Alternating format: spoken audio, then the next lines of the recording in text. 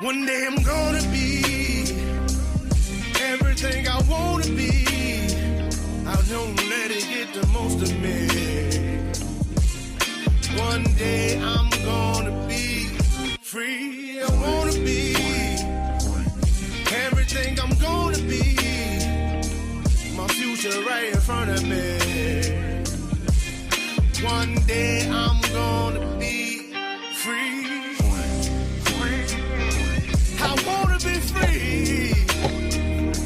Then let me be free. From the depths of darkness, a voice emerges. A host with a fire burning in his soul. With a heart, steel, and a spirit unbroken. He rides up to his ready to claim his throne. Amidst the chaos and the thunderous roar, insane wheels rise as a force to be reckoned with. Fueled by the power that only metal can bestow. He takes his stand, refusing to submit. Insane wheels hear his battle cry. Metal and mayhem will never die. Rituals report he paves his way. More legend in the making, day by day.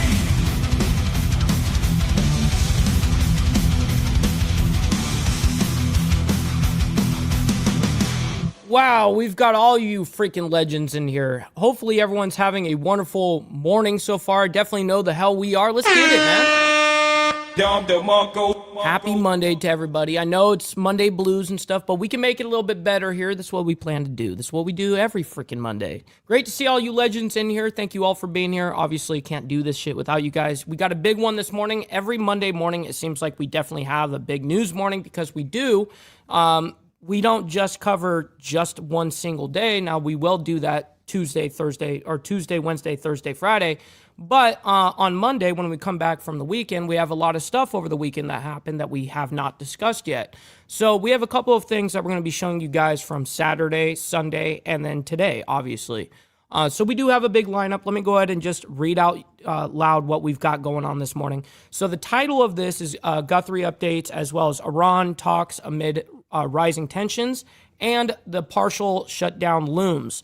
Now, the shutdown is not just affecting, of course, ICE agents. It's actually affecting TSA. It's affecting a whole bunch of other things that are not really in the aspect of what they're arguing for, which is ICE, right? So there's things that are also getting fucked over, and TSA seems to keep getting creamed every single one of these shutdowns. Brutal. But nonetheless, let me go ahead and read in a chronological timeline of what we're going to be covering this morning, and we'll hop right into it. Trump calls for regime change in Iran, and I believe that happened on Saturday. We have that for you guys.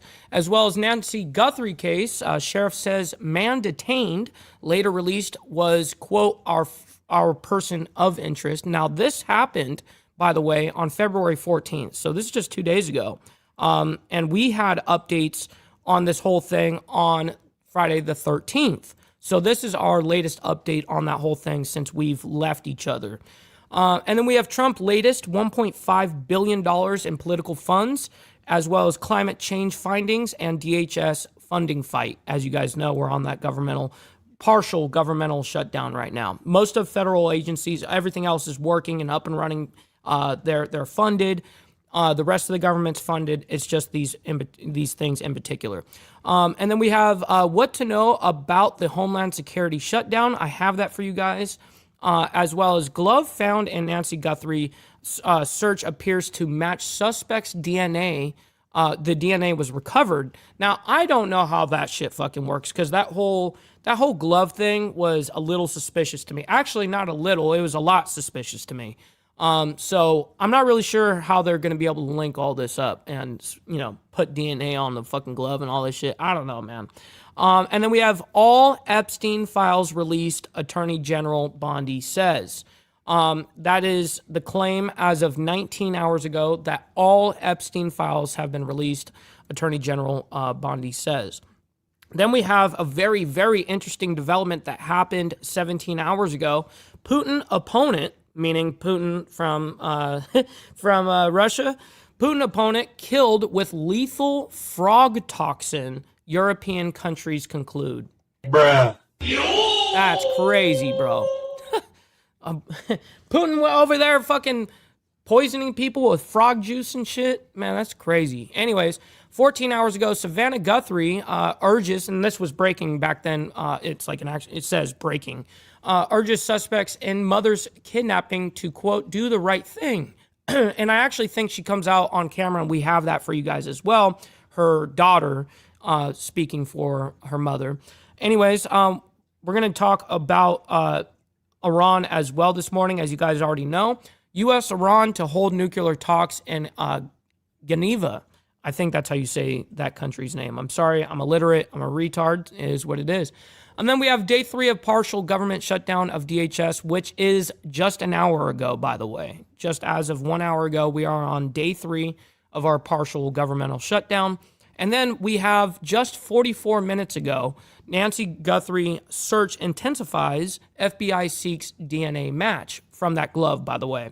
So anyways, that's what we're looking at for the morning, you guys. Let's go ahead and do our call to actions and get right into this shit. Make sure you guys hit that like button. It helps out the show immensely, and it's free to do so. If you guys are on the vertical side, make sure you guys double tap that screen and check it out. This is what we do Monday through Friday, reporting world news, geopolitics, American news, American politics, breaking news, all that shit. We do that Monday through Friday, and then, of course, we have Saturday morning for members only, man.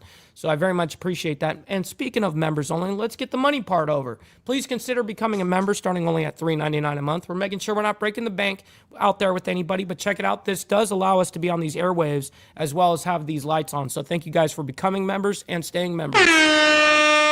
Little side note here, follow my Instagram at BallValveTV, where I post everything behind the scenes of not only my life, but as well as the show, Millennial Food Time, breaking news, as well as the campaign trail. It's a great way to get a hold of me one-on-one. We also have a Discord server for all of you legends. Make sure you guys go into the video description down below of any live video that we do, and we'll have that invite link for all of you guys.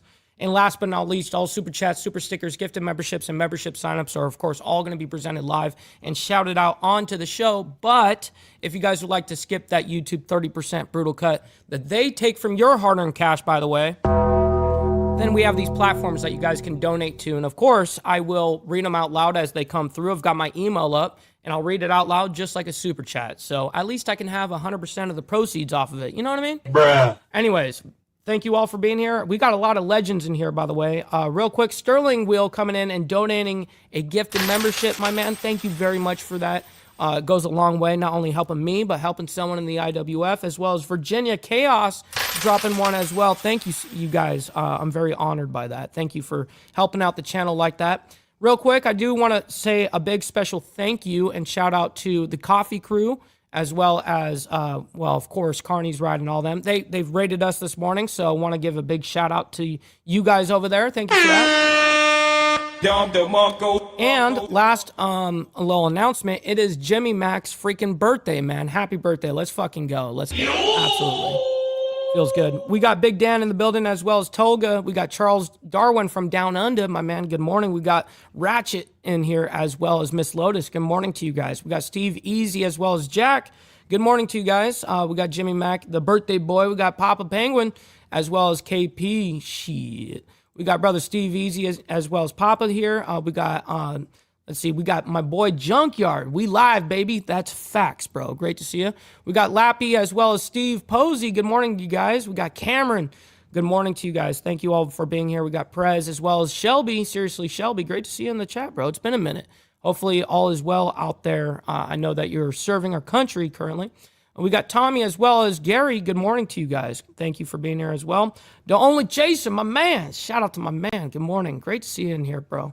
We're catching up with everybody. I'm super sorry. I'm trying to get up as quick up the pace. You know, the pace. I'm trying to bring it up. We got Two Wheel Jesus as well. We got Chasing Ghost. Thank you guys for being here. Good morning. We got Sterling and everyone else. Thank you all for being here. We've got to get into this. We've got 1, 2, 3, 4, 5, 6, 7, 8, 9, 10, 11 stories to get through this morning. Let's go ahead and do it. Welcome back here on Live Now from Fox. It is 12:30 on the East Coast and 9:30 on the West Coast. My name is Josh Breslow, and I'm here for the next several hours as we break down all of your top stories and live events from across the country and across the world. I do want to get you right back into some of the big stories that we are covering at this hour, and this is one that we've seen developing over the past several months as President Trump says that a regime change in Iran, quote, would be the best thing that could happen. His administration continues to weigh military action against Iran as nuclear talks are expected to continue next week. The president also confirming that he's deployed a second aircraft carrier group to the Middle East. Now, mind you, the aircraft carrier that was sent, the second one, is our largest, well, it is the world's largest aircraft carrier. Again, we do have all of this kind of developing here, and we heard from President Trump as he was asked about it just yesterday. What should Iran do to avoid attack? Give us the deal that they should have given us the first time. If they give us the right deal, we won't do that. But, you know, historically, they haven't. Yeah, blood logos. Actually, that's pretty fucking accurate right there. I very much appreciate your 2 cents in that, by the way. Good morning. Done that. Great to see you. I will say they want to talk, but so far they do a lot of talking and no action. They've already started. Do you want this change in Iran? Well, it seems like that would be the best thing that could happen. For 47 years, they've been talking and talking and talking. In the meantime, we've lost a lot of lives while they talk. And what's up, Tiffany? Good morning. Great to see you in the chat, by the way. Good morning. Let's go ahead and speed up Trump a little bit. He's a little slow. legs blown off, arms blown off, faces blown off. Not legs blown off, man. Come on, shit. Bruh. Going on for a long time, so let's see what happens. In the meantime, we have tremendous power has arrived. Yeah, tremendous power has arrived. Look at that. We got Mr. Boulay, Department of Numismatics, coming in. Alabama's finest, by the way. Coming in with the $10, saying, wish me luck, going to head out after the show and check out a fairly new coin shop in Huntsville. That's awesome, by the way. Let me know how it goes over there. Build those relationships. Absolutely. Got to build that rapport with your local coin shop. Make stacking precious metals great again. Well, thank you, bro, for that $10. Goes a long freaking way, bro. I very much appreciate that. Thank you, sir. Man, great to see you in the chat, bro. And you definitely got to let us know in the Discord how that coin shop goes over there, because I may go over there and build a rapport with them myself. Additional power, as you know, another carrier is going out shortly. So we'll see it how. If we could get it settled for once and for all, that'd be good. What's up, Kerry? Good morning. All right, I do want to bring in a good friend of the show here. We have Jonathan Saye with the Foundation. Well, I don't really need him to say too much here. You know what? Actually, we got what we need here. We understand that that regime change is being called here. Now, let me see if we can actually get any type of tweets or different video that we have not yet seen on this part of this live stream. If not, let's see here. We already know what's going on in Iran. We have more updates on Iran, so I don't need a specialist or an analyst to come on here and tell us what we need to think. All right, we're going to move on, though. We got into the Nancy Guthrie case. We have a few updates on this whole thing, but this was our latest update when we left on Friday the 13th. That was our last day reporting world news, geopolitics, American news, all that stuff, and then we did Saturday morning for members only. Well, now it's been, a few days, and this is where we left off, essentially. A day later, which is Saturday, we have this update, but we have updates leading up into today. So we're not going to play this video completely either, but we're going to go ahead and get this ready and prepared for you. Here we go. I'm Austin Westfall. If you were watching us overnight, you know that we were tracking developments in southern Arizona. There were law enforcement activities taking That's right, place. Moto. Good morning. The FBI and the Pima County Sheriff's Department carrying out a warrant. Ultimately, they spoke with 4 different people. Ultimately, they made no arrests. We're getting this in a little bit more clarification from Pima County officials. They say that the person that was detained last night and then later released was their person of interest. So, brother, so loud in the building. Good morning. This is the first time we've seen them use the word person of interest in the case. Pima County Sheriff Chris Nanos saying that. Yeah, Tommy. This is a personal thing, so other people can give you different arguments for different reasons. Either get silver rounds and stuff like that, or get like what I get is American Silver Eagles. That's what I like. Now, they do carry a little bit more of a premium, but as these prices rise, as you know, as prices rise, actually premiums come down. So, anyways, that's what I would do. I would look into American bullion like that. Actually, numismatics actually would what it would be considered. This person was released. Nanos told Fox News earlier today that the man detained in the traffic stop outside the Culver's restaurant Friday night was the person of interest. So if you were watching us, we noticed that police, they were really focusing on this Range Rover. And this is the footage of them popping open the back of the car, and they ultimately did a little bit of searching, and they put this tarp up. Brother KP knows the deal. So what's happening here is man detained, released, quote, was our person of interest in Guthrie case. So I'm sure they're looking through the car here, getting as much evidence as they possibly can. They don't want the media to look at what they're searching, and they release the guy of, well, the person of interest. Kind of obscure what we could see, and really they blocked us from seeing anything that they were doing. At the time last night, we had no idea what they were looking for or... Okay. Steve Easy, I listen, here in the South, they call them buggies. I've never heard, when I first moved here to Alabama and I went to the store or whatever, they're like, hey, do you want a buggy? I'm like, excuse me, motherfucker? What is a buggy? He's like, yeah, you know, a buggy. I'm like, I have no fucking idea what the fuck that means, yo. It's a fucking grocery cart. It's a cart, you know, go collect carts. The cart guy, yeah. Buggies. Who they were investigating in relation to this Range Rover. Now we have a little bit more context. We don't have That's the awesome, identity of Cameron. anybody, by the way, that was related to this warrant. But apparently it was one person, and now Pima County is identifying this as a person of interest. They were a person of interest. They were brought in, they were questioned, they were detained, and then they were released after officials wrapped up their investigation last night. So we not only saw the Pima County Sheriff's Department on scene, we also saw that the FBI was involved in the operations last night as well. Again, there were two different areas. There was a home that was being worked on, and then there was this Range Rover that was being worked on. Fox News with this, and really Matt Finn with this. This is some more of the latest. We're really learning about this investigation today. This part is the part that I want to hear real quick, and then we can move on. This is essentially what I'm waiting for. Still no suspect. Pima County Sheriff Chris Nanos told Fox's Matt Finn that no one was arrested and no one remains in custody following an operation in Tucson conducted Friday in connection to the Nancy Guthrie case. Sources told Fox News Digital that at least 3 people had been detained in connection to a search warrant conducted at a residence in Tucson late on Friday, about 2 miles from the Guthrie home. What's up, Jeremy Ryan? Good morning, my man. Hopefully you're enjoying your Monday morning so far. A partial view of one man handcuffed and detained in the parking lot of a Culver's restaurant nearby in connection to the search warrant. That's But exactly no right, charges were Papa. confirmed. Authorities have not named any suspects or persons of interest 2 weeks since 84-year-old Guthrie vanished from her Tucson home. Man, I want to ask you guys. So with her being 84 years old or whatever, I think it's right around there. But nonetheless, she has like medical problems, has a pacemaker, all this stuff. Do you guys think that she's like even alive right now? Like, honest question. I'm not trying to be crude or brutal or anything. I'm asking an honest question. Do you guys think that she's alive? I mean, I hope that she is. But anyways, we're going to move on from this case. We got to move on.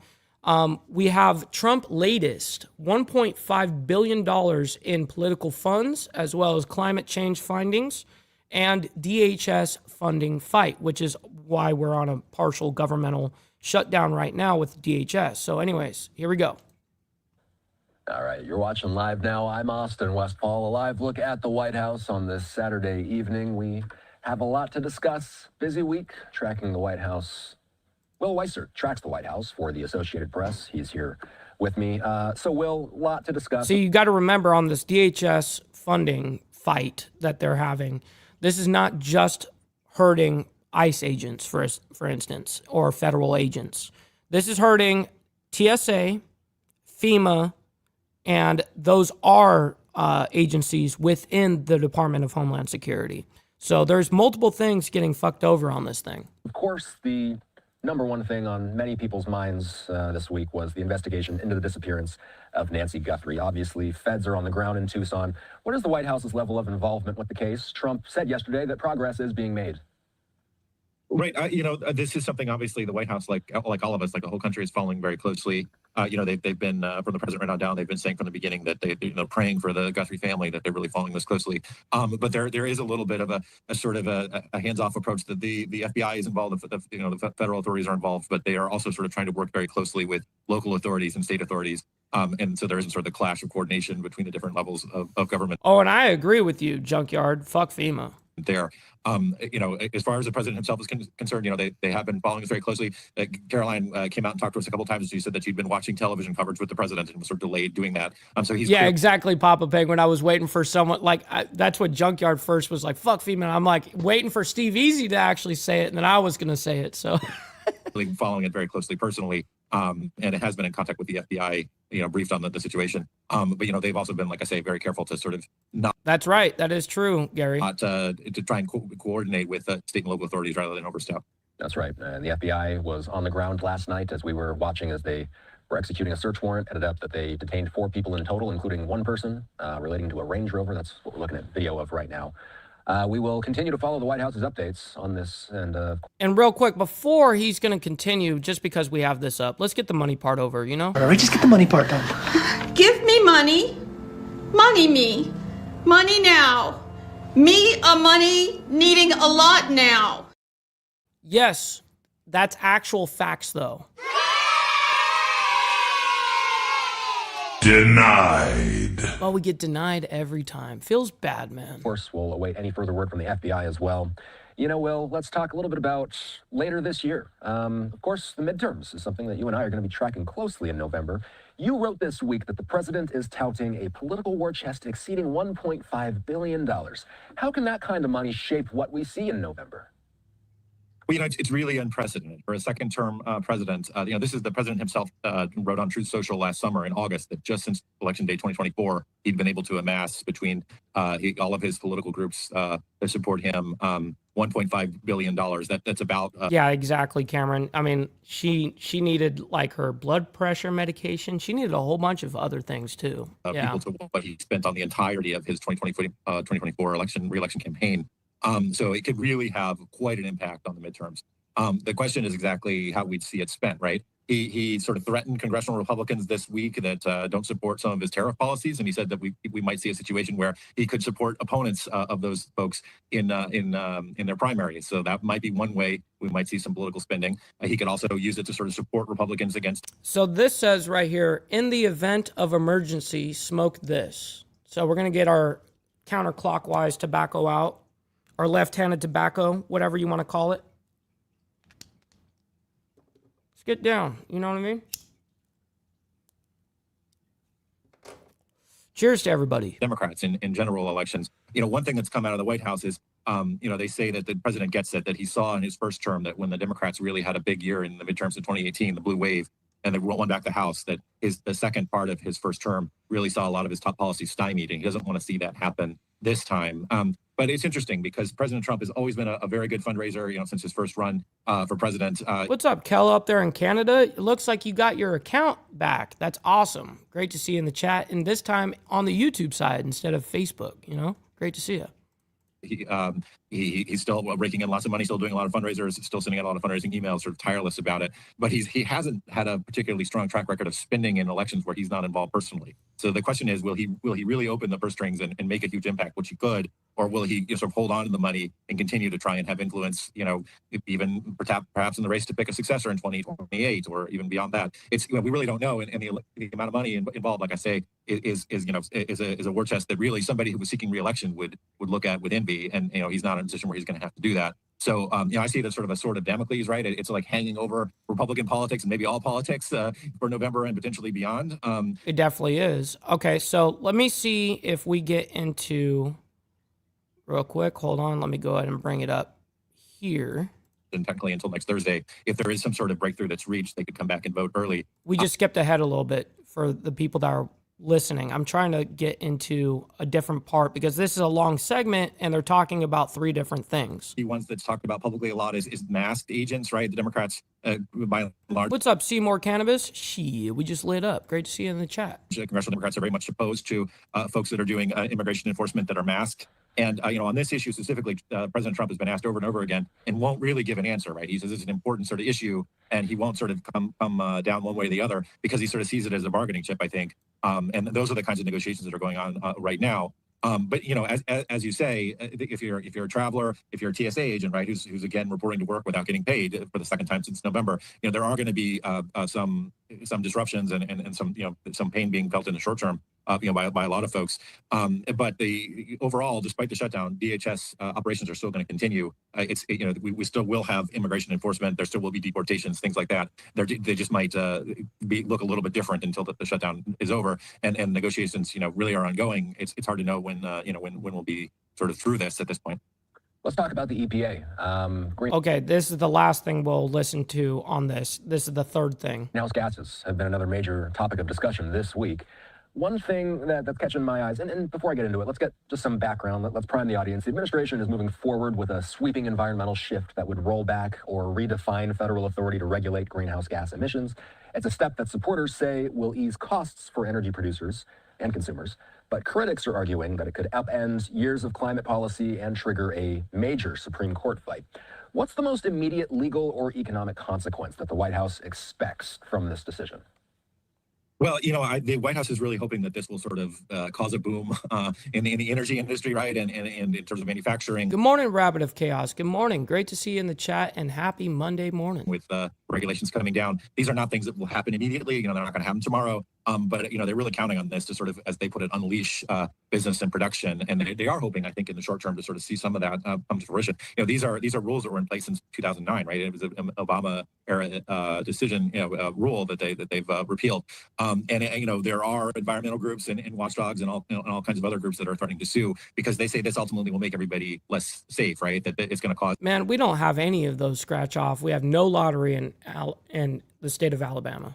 The air to be more polluted and the environment to be, less safe and ultimately going to add to things like public health costs and make people unwell. And they really want to sort of say that this rule was in place for a long time and that the president sort of overstepped when he rolled it back. That that probably will go to the Supreme Court. None of that will happen immediately, and in the short term, a lot of these emissions that were there for years and years and years in terms of vehicle emissions and what power plants can do and can't do when producing things producing energy, things like coal power plants. All that stuff is no longer in effect, and that will basically take immediate effect and could have economic consequences in the short term pretty quick here.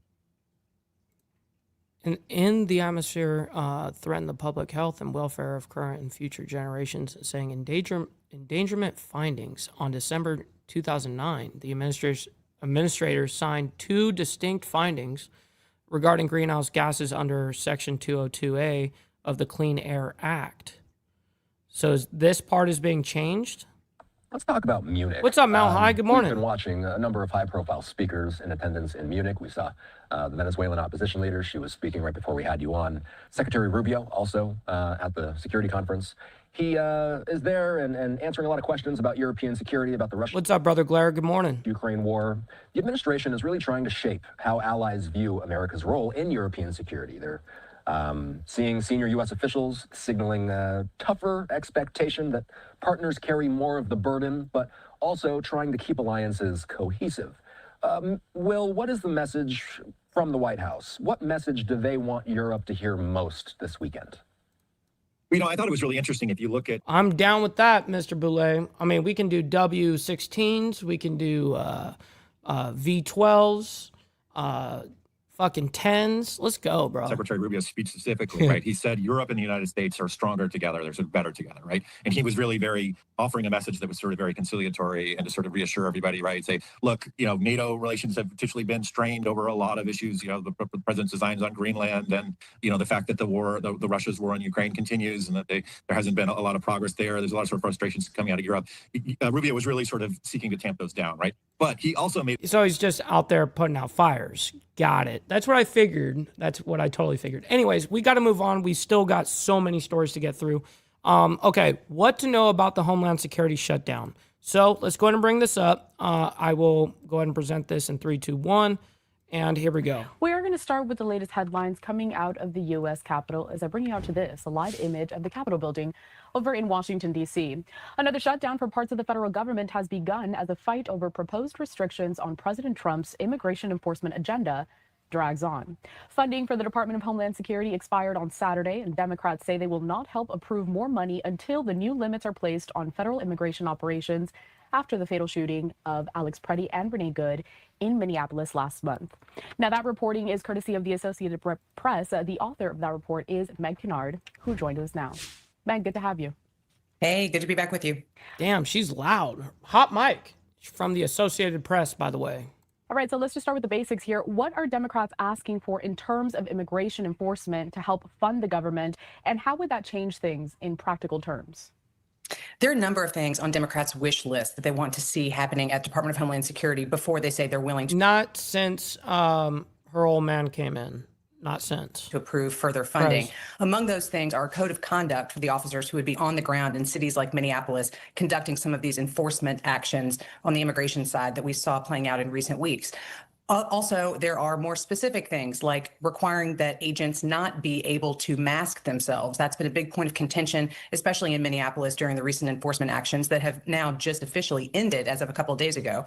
So those are some of the specifics, but writ large, we've heard from Democrats on Capitol Hill and across the country saying that they really want to see more accountability at Department of Homeland Security. For some, that's playing out in calls for Homeland Security Secretary Kristi Noem to resign. But for others, it's more of a broad critique of the leadership at the department, saying that that's what's led to some of the incidents of violence, including those shootings that you mentioned. So there's kind of a grab bag. What's up, Brother Hardwire? Good morning to you. We're talking about right now what to know about the Homeland Security shutdown. Of different things the Democrats are wanting, but a lot of it boils down to those very heated confrontations that we've seen in Minneapolis. Now, Meg, President Trump already secured tens of billions of dollars in funding for CBP and ICE operations. So what leverage do Democrats actually have at this point? That's a great question. It's a really good point because you're right. As of the Tax Cuts and Jobs bill that was passed through last year, a lot of that funding is actually keeping the department going. So it's not necessarily a question of shutting down and not that meaning that agents can't be on the ground doing their work. That's already paid for. But now this maybe does create a bit of a bigger, broader moment of leverage for Democrats to be able to say, okay, well, what we're doing in terms of holding up this funding measure from passing through is not necessarily impeding the department. So now we can kind of take this. I don't want to use the word symbolic because I don't mean to. That's a great update, by the way, Gary. I haven't heard anything since that day that he came in here. Imply that it's not incredibly important, but to take more of a moment to say, okay, we're not really hampering the functionality of the agency and the various work that agents are doing on the ground, but we are going to plant our flag and say that we're not going to officially approve that appropriation for the department until some of these needs that we want as Democrats are met. So it's not really something that we as Americans are seeing necessarily. The department is functioning. If this goes on, there could be more ramifications in places like airports because TSA is also part of Homeland Security. And we've seen in shutdowns past that the longer things go on, some of those workers may not show up if their paychecks aren't met. And that could be something that we as Americans are seeing. But it's kind of a broader, more holistic approach that Democrats are taking to say, this is our moment. We're not really hindering the department from doing its actual work, but we do have an opportunity to keep these things on our wish list until some of them are met. And we're going to touch on these different departments, DHS, TSA, also FEMA, in just a bit. But first, I want to take us out to a... And that's what I announced earlier, is that's what's actually being affected. A social media post from leadership within Congress and their reaction. This post from House Speaker Mike Johnson saying, here we go. Yes, by the way, make sure you guys hit that like button and double tap the screen to like it as well on the vertical. Listen, you guys don't have to like all this craziness, but you guys can like it for me and what we do here. So thank you. Again, the new Democrat shutdown, this time of the Department of Homeland Security, will hit some very important programs like FEMA, disaster response, TSA security lines, and Coast Guard operations. That means delayed disaster aid, airport chaos, and weakened law enforcement. Democrats are once again risking public safety just to stage a pointless political stunt. We also have a social media post from Hakeem Jeffries. He says this: immigration enforcement should be fair, just, and humane, not violent or brutal. ICE has gone way too far, and the American people know it. Oh, Jesus Christ. Cry a river. Meg, take us back a little bit, though. Why was DHS funding separated from that broader government funding package? What was the strategy behind that? Well, as we go back, it seems like all we've talked about lately has been shutdowns.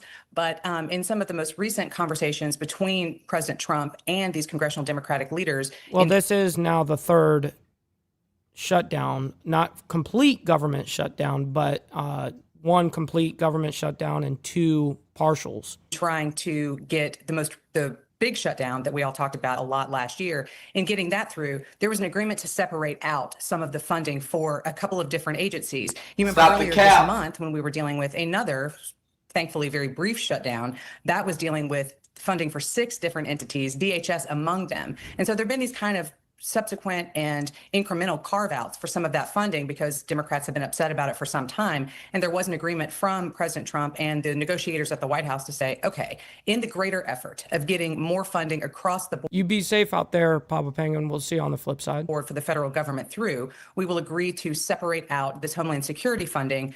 Debate that later, push it out for a couple of weeks, which is how we ended up with this past Friday being that deadline. That was 2 weeks after the initial conversations about this. An agreement to continue that conversation, but in the interest of funding other parts of the government, let's go ahead and allow Congress to debate on those measures separately and then keep this Department of Homeland Security conversation until the end. We see this all the time in shutdowns. There's a phrase used often, kicking the can down the road, which is totally. And that is exactly what the fucking government is doing. Now, listen, we got to move on because we got a lot of stories still to get through.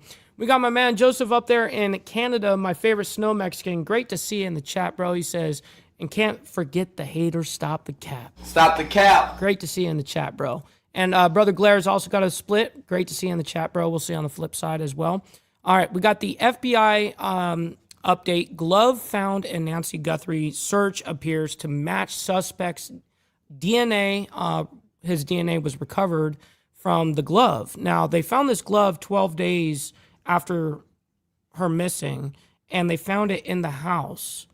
Now, what's interesting to me is, I mean, they had federal resources, all that shit. People... I mean, even local authorities, all of them searching the fucking area, including like manhole covers and shit, going down them. And I mean, insane shit. So 12 days later, they found this magical glove that was from the dude. I highly doubt that shit, bro. Anyways, now they're claiming that there's DNA from the kidnapper on that glove, and they've recovered that DNA. So let's go ahead and bring this up. We'll talk about it briefly. And we have another update of Nancy after this as well.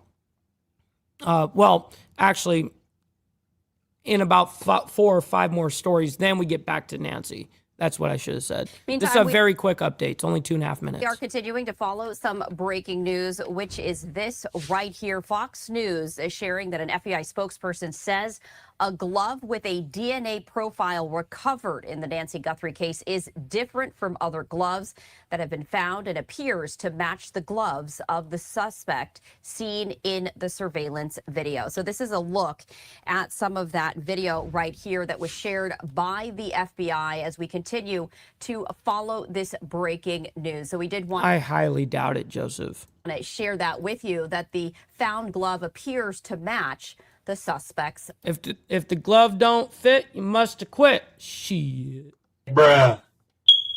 Glove. A little bit more information from our Fox O&O partners right here. This is coming from Fox 10 Phoenix, stating Outside that an house? FBI spokesperson told Fox News that out of several gloves recovered during the search for 84-year-old Nancy Guthrie, one appears to match the gloves of the suspect seen on surveillance footage, and it is testing for a DNA match. This update comes on the 15th day of the investigation into the Tucson area woman's disappearance. Now, 5 days ago, the FBI released this recovered Nest camera footage from Guthrie's we saw Catalina that. Foothills home, And we reported it too. showing a masked man approaching her front door before trying to cover the camera with leaves. Investigators are now waiting for final lab results before uploading the DNA profile to a national database to Thank you for that, Cameron. He says you guys need to get the likes up, man. I very much appreciate that. Yes, double tap the screen if you're on the vertical side. possibly identify the individual. The Pima County Sheriff's Department says it appears Guthrie was taken against her will after she was last seen on January 31st. She was reported missing on February 1st when she did not show up for church. She is the mother of Today's Show co-host Savannah Guthrie, who alongside her they're brother... going down manhole covers and filming it down there and shit. I mean, all over the property and shit. ...and sister have pleaded on social media for the safe return of their mother. She said that they would comply with alleged ransom notes, but so far there hasn't been any updates on a ransom being paid. So we are continuing to follow that breaking news as we did. What's up, Extra Surprise? Good morning to you. Great to see you in the chat as well. All right, we're going to move on. We're going to move on into what Attorney General Bondi says, that all Epstein files have been released. So let's go ahead and bring that up and we will discuss that quickly. Here we go. Turning now to another major story that we are continuing to follow as we take a live look on Capitol Hill. This, as Attorney General Pam Bondi has announced in a letter that all Epstein files have been released consistent with Section 3 of the Epstein Files Transparency Act. That letter addressed to Senate Judiciary Committee Chairman Chuck Grassley, Ranking Member Dick Durbin, House Judiciary Committee Chairman Jim Jordan, and Ranking Member Jamie Raskin was obtained by Fox News Digital. That letter includes a list of more than 300 high-profile names, including President Trump, Barack and Michelle Obama, Prince Harry, Bill Gates, Woody Allen, Kim Kardashian, Kurt Cobain, Mark Zuckerberg, and Bruce Springsteen. In accordance with... What's up, SST? Good morning to you. Hopefully you're enjoying the morning so far. Good morning. With all Epstein Files Transparency Act, the list of names includes all persons who they are or were a government official or politically exposed person, and their names appear in the files released under the act at least once, adding that the names appear in a wide variety of contexts. Meanwhile, this comes as the fallout continues, as Republicans and Democrats alike have raised concerns. Some say too much was withheld and redacted. Others, though, are worried about victims' privacy and potential political weaponization of the files. This also comes as Attorney General Pam Bondi testified before the House Judiciary Committee this past Wednesday on topics including Epstein and accusations of a weaponized Justice Department. To speak more on this, I do want to bring in political analyst Rich Rubino to our show. And Rich, we appreciate you taking the time to join us here on Live Now from Fox. Sure. So I do want to start out with the significance in this ongoing case. I mean, this case and the controversy has been going on for months now. Attorney General Pam Bondi is now saying that all of the files have been released, but there continues to be a push for greater transparency and greater accountability from both Republicans and Democrats. From a political standpoint, how significant is all of this? It's very significant because I think you're seeing a few fractures in the conservative, in the MAGA base. Some in the MAGA world. This is not really necessarily an ideological issue. It's just about transparency. It's not like, you know, should you raise taxes? Should you decrease taxes? Abortion, gay marriage, anything like that. This is more about transparency. And I think consequently, some of the more conservative members, like Nancy Mace, a congresswoman from South Carolina, who's currently running for the Republican nomination to become governor of South Carolina, has said that she has no confidence in Pam Bondi. Congressman Thomas Massey, who's very much a libertarian type Republican, has been very critical of President Trump, very critical of Pam Bondi, and but critical on Donald Trump and other issues as well. And he actually has a major primary opponent that's supported by Donald Trump and supported by some Republicans like Andy Barr. But this is very much, I think, an issue where I think Republicans are, it's very hard to come out and try to say that, and it's very hard for them to, I think, defend Pam Bondi. That's why you're seeing some Republicans at least kind of equivocate and saying that there should be more transparency. And we'll see what the reaction among the Republican Party is about the announcement by Pam Bondi today. You know, we were hearing testimony from Attorney General Pam Bondi this past week on Capitol Hill, and it was very fiery.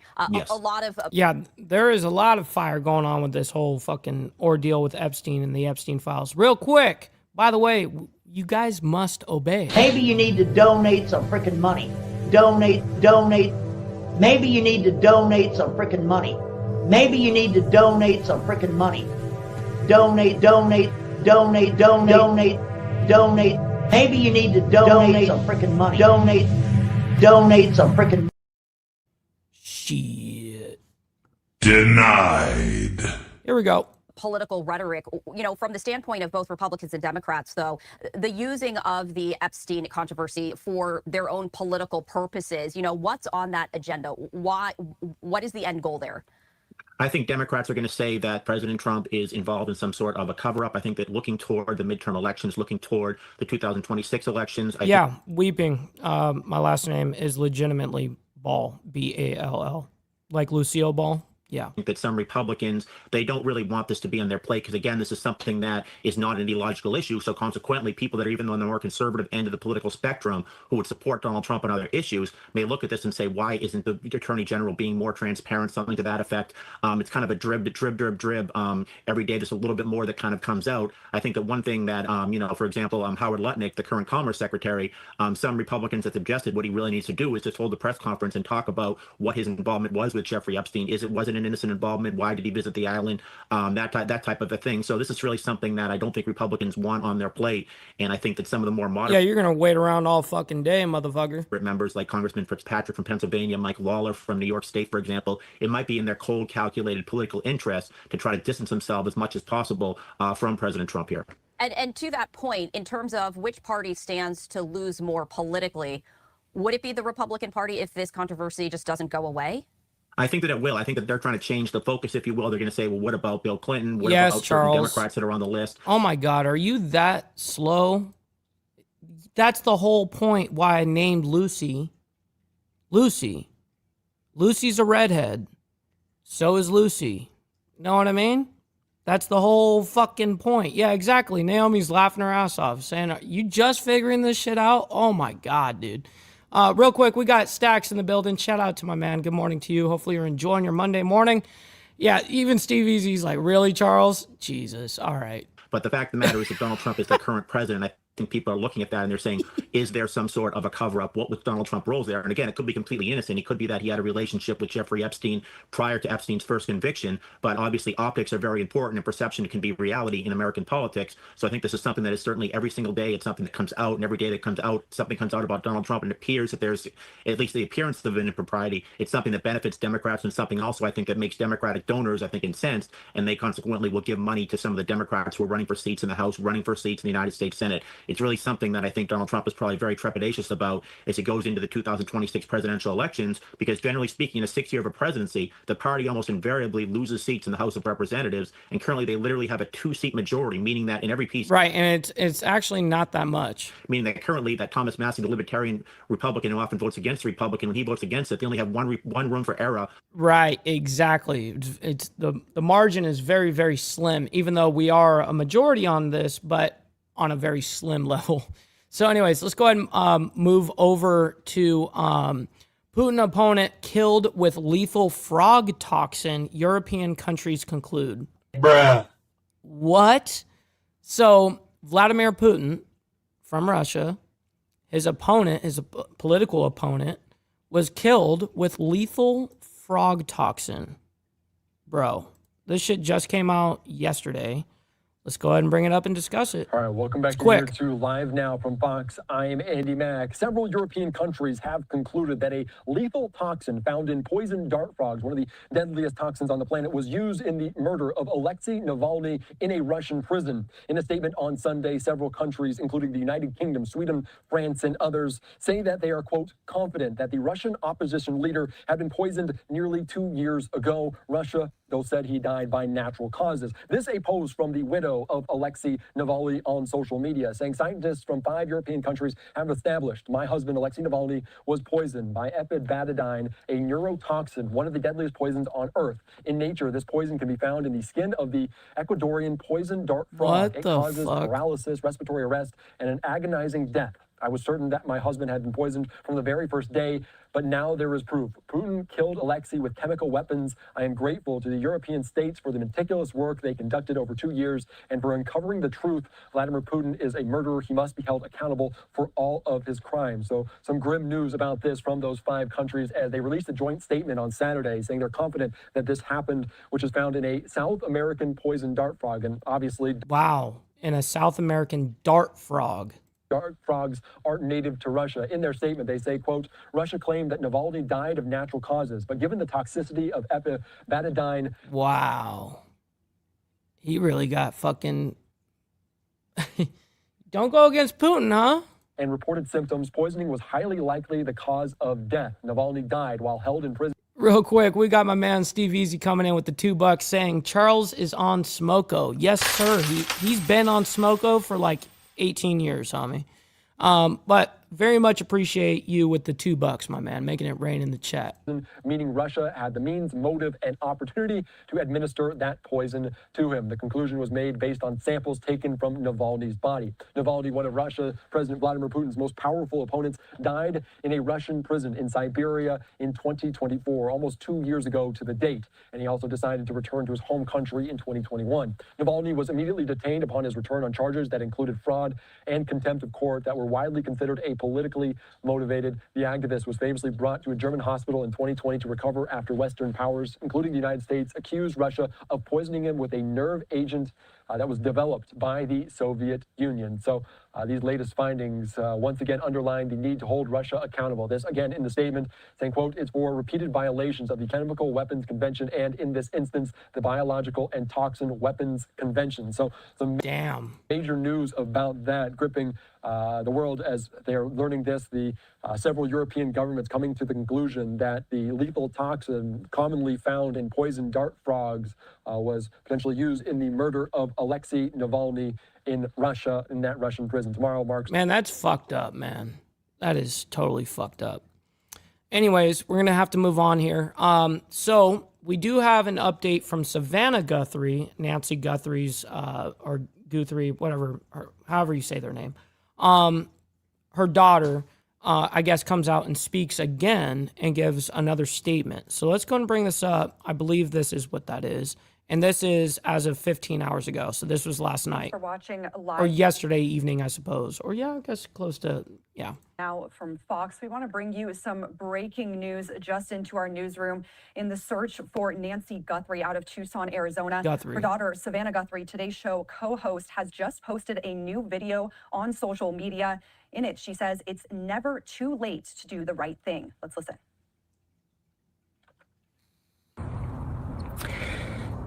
I wanted to come on, and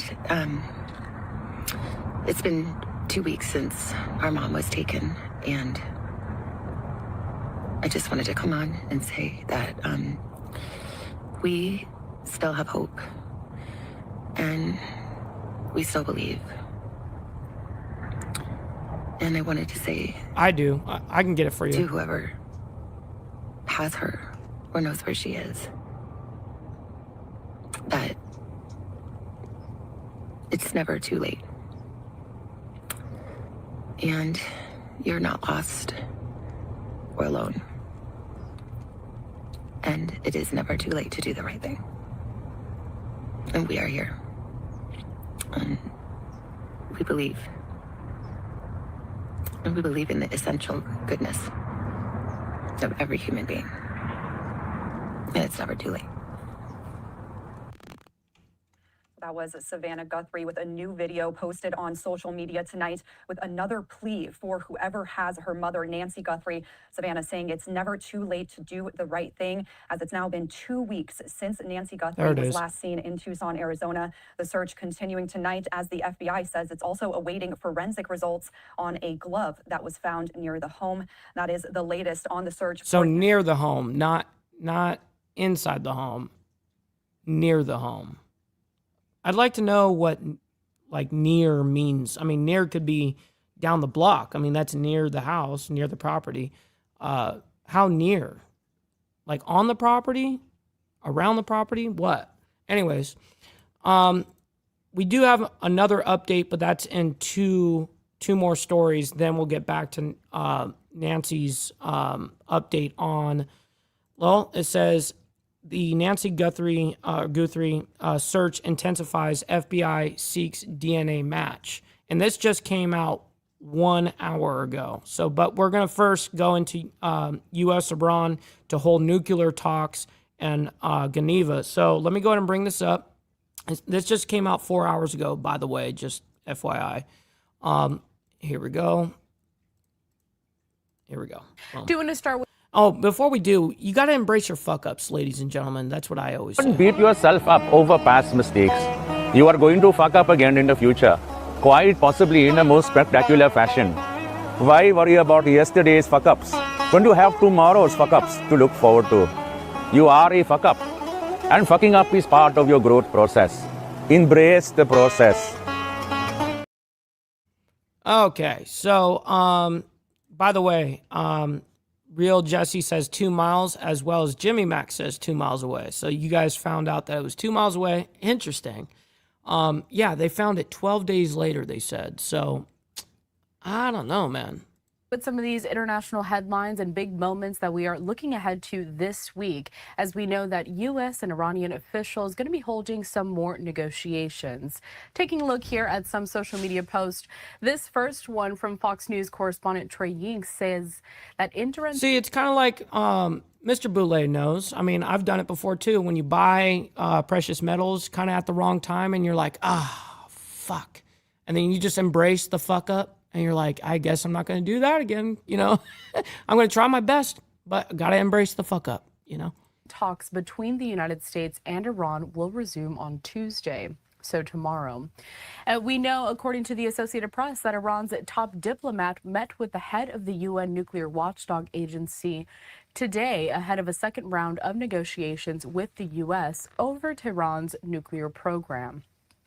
The Iranian foreign minister met with the director general of the International Atomic Energy Agency and said that he would also meet with the foreign minister of Oman, which is hosting the U.S.-Iran talks in Geneva tomorrow. Let's break down everything we need to know ahead of those talks. Joining us now onto the program is Edmund Fitton Brown. He is a senior fellow at the Foundation for the Defense of Democracies. Edmund, good morning. Morning, Carol. Good to be with you. Of course. So this is the second round of talks this week, based off of the fact that Which is actually a big deal, by the way. Oh, this already happened a couple of weeks ago. Where are we starting off at when it comes to these negotiations? Well, we still have a disagreement about the scope of the talks. The Iranians want to keep the scope very narrow, and the Americans want the scope to be wider. So the Iranians essentially want to talk about sanctions relief in exchange for some form of discussion of nuclear enrichment, whereas the US still wants to talk about other issues like Iran's ballistic missile program and its use of terrorist proxies in the Middle East. And Marco Rubio made clear that this was going to be essential from the US point of view. I want to bring up some more social media posts here, Edmund. This one is courtesy of Reuters, saying that Tehran signals flexibility on its nuclear program in exchange for sanctions relief. So let's talk about a couple of points here. We know that sanctions relief clearly central for Tehran, but what kind of relief would be meaningful enough to bring Iran to the table, and how easy would it be for the U.S. to snap those sanctions back if they need to do so?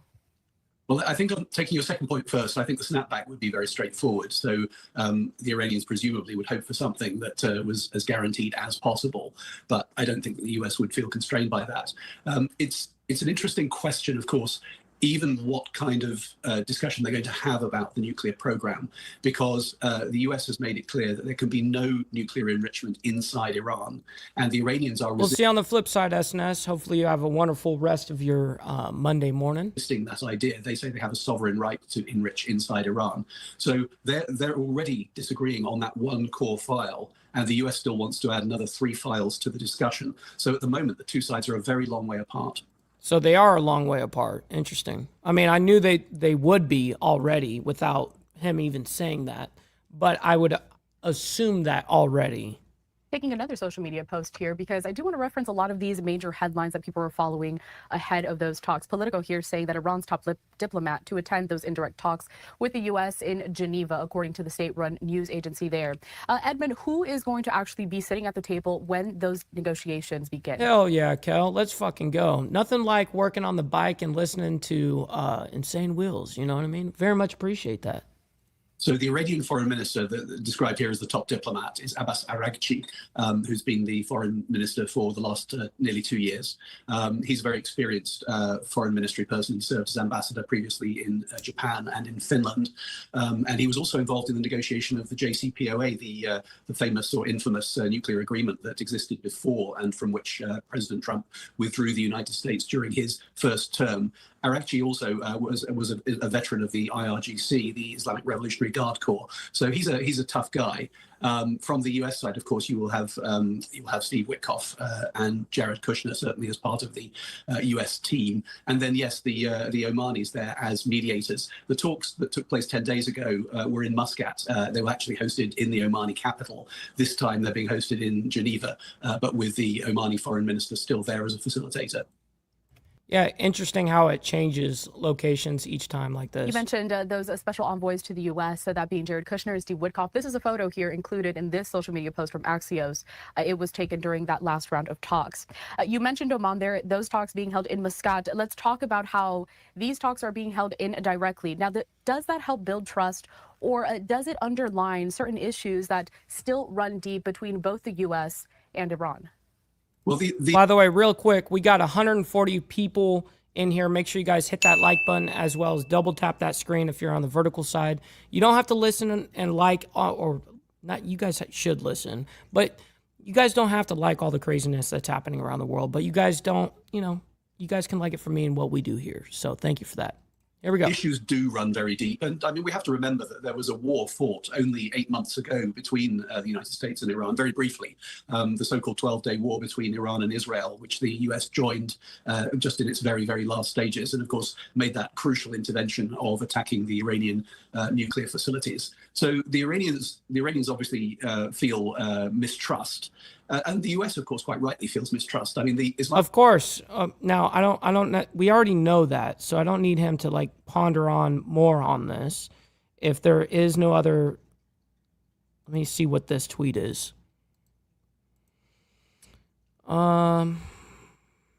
This wasn't the tweet that we saw originally, right? No. Okay, we haven't seen this. Let's go ahead and check out what they're talking about on this. Let me back it up. Now. Edmund, my final question to you takes us back to this nuclear program. This is a social media post from the Director General of the International Atomic Energy Agency, where he talks about the fact that he just completed those in-depth technical discussions with Iran's foreign minister in preparation for important negotiations scheduled for tomorrow in Geneva. Edmund, there's debate right now whether the talks should just stay focused strictly on those nuclear issues, but we have mentioned during this conversation a lot of those activities happening down in Iran, including that crackdown on protests that President Trump has strictly been against and really used as reasoning to start pre-positioning some of these tankers there in the region. Can you really separate Iran's nuclear capabilities with those regional activities when you head into hell yeah, Steve Posey, much love, negotiations such as these? Well, this is really interesting. Of course, the location in Europe is interesting, and the fact that Mr. Grossi could take part was an interesting part of this. You may remember that last year it was Mr. Grossi who actually announced that the IAEA was unhappy with the Iranians, and the Iranians were in breach of their... Okay, so I just wanted to get that little part out. Now, let's go ahead and get into our last two stories here. We've got only two left, and I know that we're already past our hour now. But we're doing our absolute best to make sure you guys are well informed with all the information that's out there right now. So anyways, we're going to talk about real quick day 3 of partial government shutdown of DHS, which is just came out today, just a couple hours ago. Social media post from Fox and Friends saying this is a quick update, and then where you've got the last update on the Nancy Guthrie case. Search intensifies. FBI seeks DNA match. So, anyways. Homeland Security shutdown enters day 3 with no end in sight as lawmakers remain in recess and DHS funding remains stalled amid a partisan fight over proposed ICE changes. Joining us now with more information and what we can expect later on this week is Madeline Rivera with Fox News. She's in D.C. Madeline, what do we know? Good morning, Corral. So this now marks the 3rd time at least part of the government has shut down in less than 6 months. Democrats and Republicans remain at an impasse over DHS funding. Democrats and Republicans are blaming each other for failing to reach a deal to fund the Department of Homeland Security. Democrats say the White House offer falls short, particularly on ICE oversight. The only way to ensure that ICE is actually reined in and brought under control, consistent with what the American people would like to see, is to change things dramatically, boldly, meaningfully through legislation. And that's what this showdown is all about. The White House says Democrats are being unreasonable in some of their demands and argues they should be willing to make concessions too. We have to protect law enforcement, our police, our border patrol, ICE, and others in law enforcement. And I'm very much, look, I know what they want. I know what they can live with. Border Czar Tom Homan says immigration operations continue despite the shutdown. ICE has continued to enforce law across the country. They're already funded. That's because ICE still receives significant funding through the One Big Beautiful Bill. Other DHS agencies, though, face disruptions, including TSA, FEMA, and the Coast Guard. It's almost like wait and see. So we'll just trust God and be positive and go from there. About 64,000 TSA agents could be required to work without pay. Employees are expected to receive back pay once funding is restored. Congress gone for a previously scheduled recess. The shutdown could stretch through the State of the Union address. That's happening on February 24th. Carell. All right, Madeline, before I let you go, though, I want to talk about some of these international headlines as well, because this week we know that another round of U.S. brokered peace talks happening in Geneva when it comes to the war between Russia and Ukraine. So what do we know about that progress? Ukraine is facing a lot of pressure from the White House to make a deal. You heard the president say a couple of days ago that Ukraine must make a deal. So that's the environment that the Ukrainian delegation officials are going to be walking into when they head into these trilateral talks between the U.S., Ukraine, and Russia tomorrow and over the next couple of days. There are still a lot of sticking points here, though, even though Ukraine says they want a deal, the White House says they want a deal. And some of these issues surround territory and also security guarantees, something that Zelensky has said he is not budging on. That's something he has wanted for a long time. We'll see if they can iron out those issues at these talks. Correct. All right. Yeah, that's going to be a hard one to fucking iron over. Anyways, we're going to get into our very last update here. We're not going to play this whole thing because it is quite lengthy, actually. But we do have Nancy Guthrie, search intensifies. FBI seeks DNA match from the glove. So anyways, let's go ahead and bring this up and we'll discuss it quickly. Taking a look here at a social media post courtesy of the Associated Press, they say that DNA is recovered from a glove found near Nancy Guthrie's home that appears to match a glove worn by the And by the way, when they say near, that means 2 miles away from the house. Suspect. That's where they found it. That's according to the FBI. We're going to be joined now by Fox 10's Irene Snyder. She is live down in Tucson, Arizona, with more details. Irene, what do we know as we head into another week of the search? Well, investigators are still searching for possible leads, and so far there is no sign of Nancy Guthrie or any suspect. They've been looking through thousands of tips ever since that surveillance video came through over the last week. But right now, one of their biggest clues and possibly the key to the case is that black glove. We've been seeing that circulating over social media, so many people posting about it, and possible DNA evidence. So that black glove was found just about 2 miles from Nancy Guthrie's home. That's here in the Catalina foothills, just outside of Tucson. And the FBI says the glove appears to match the glove worn by the suspect in the doorbell surveillance video. It was sent off for DNA testing. The FBI has received initial results, and right now they're waiting on official confirmation before putting the unknown male profile into CODIS. That's the FBI managed database that enables labs to compare DNA profiles electronically. The FBI saying the process typically takes 24 hours from when the Bureau receives the DNA. A former FBI agent telling Fox 10 there's also resources that can expand the DNA search to family members. So even if the suspect isn't in the system, it could lead investigators still to them, or at least to a name. Now, Nancy Guthrie's daughters, of course, Today Show host Savannah Guthrie, she's posted several times on social media, sometimes with her siblings, very emotional, pleading, asking the public for help. And in her latest video posted on Instagram just yesterday, she is saying that the family is still holding out on hope that Nancy, their mom, will be returned to them. To whoever. And we just covered that this video, so we don't need to do it again here. Let me go ahead and see. Here we go. I think there's...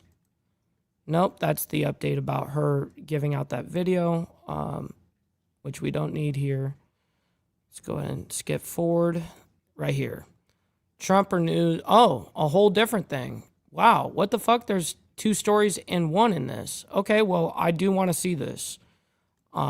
Give me a sec. I'm going to back this up. Here we go. Posted via Truth Social, saying this, quote, the Board of This Trump renews calls on Hamas to disarm. Peace has unlimited potential. Last October, I released a plan for the permanent end to the conflict in Gaza, and our vision was unanimously adopted by the United Nations Security Council. Shortly thereafter, we facilitated humanitarian aid at record speed and secured the release of every living and deceased hostage. Just last month, 24 distinguished founding members joined me in Davos, Switzerland, to celebrate its official formation and present a bold vision for the civilians in Gaza, and then ultimately far beyond Gaza, world peace.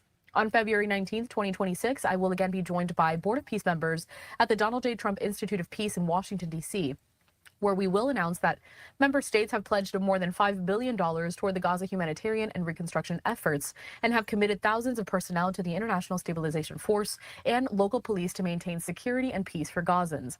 Very importantly... Okay, so what is to be taken from this real quick is that right here, it says, in Washington, D.C., where we will announce that member states have pledged more than $5 billion towards the Gaza humanitarian and reconstruction efforts and have committed thousands of personnel to the International Stabilization Force and local police to maintain security and peace for Gazans. Hamas must uphold its commitment to full and immediate demilitarization. The Board of Peace will prove to be the most consequential international body in history, and it is my honor to serve as its chairman. Over the weekend, just yesterday, Prime Minister Benjamin Netanyahu also talked about the situation between Israel and Hamas and what's happening in terms of developments in Gaza. He spoke at a conference of Jewish leaders. In case you missed it, I do want to play out some of those remarks next. Nope. Shit. Oh, shit. It was, okay, I saw this on social media, I think, early this morning or last night when I was falling asleep. So I'm glad that they are actually playing this. Thank you.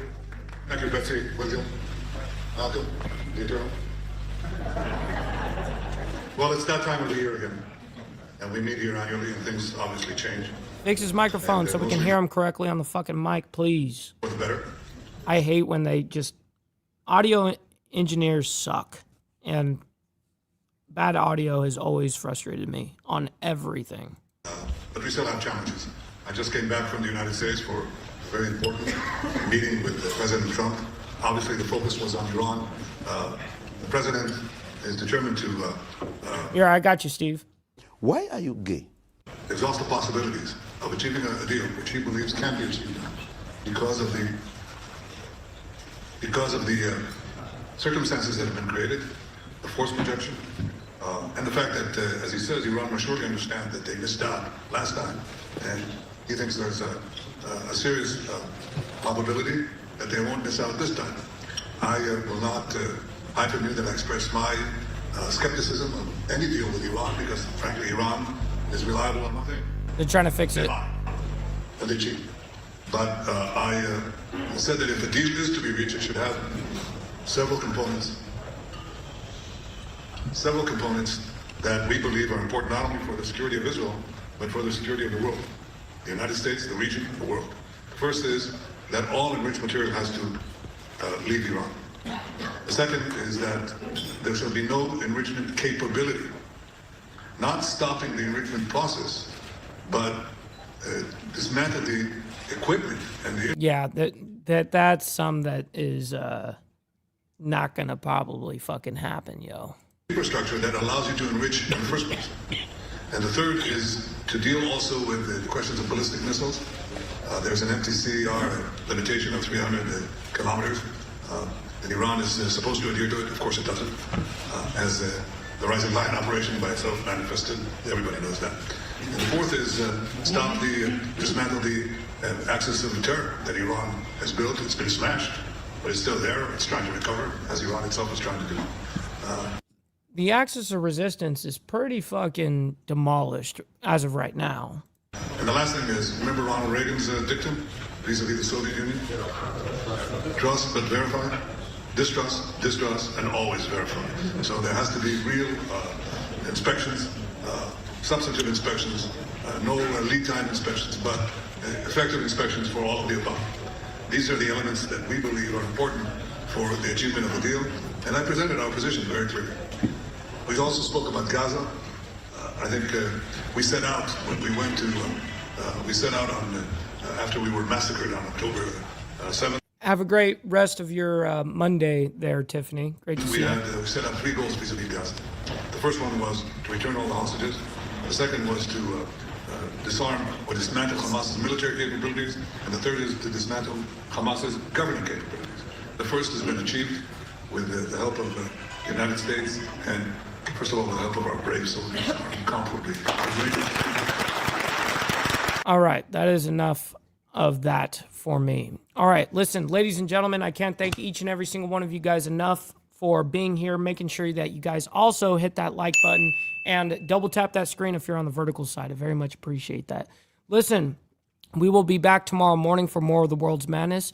Stick around. We are going to be raiding our buddy Jack Talcott. Make sure you guys let him know we're coming through with the Mike Ball / Insane Wheels raid, whatever.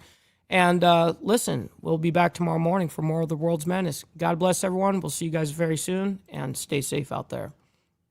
Peace. From the depths of darkness, a voice emerges, a host with a fire burning in his soul. With a heart steel and a spirit unbroken, he rides on to wheels ready to claim his throne. Amidst the chaos and the thunderous roar, Insane Wheels rise as a force to be reckoned with. Fueled by the power that only metal can bestow, he takes his stand, refusing to submit.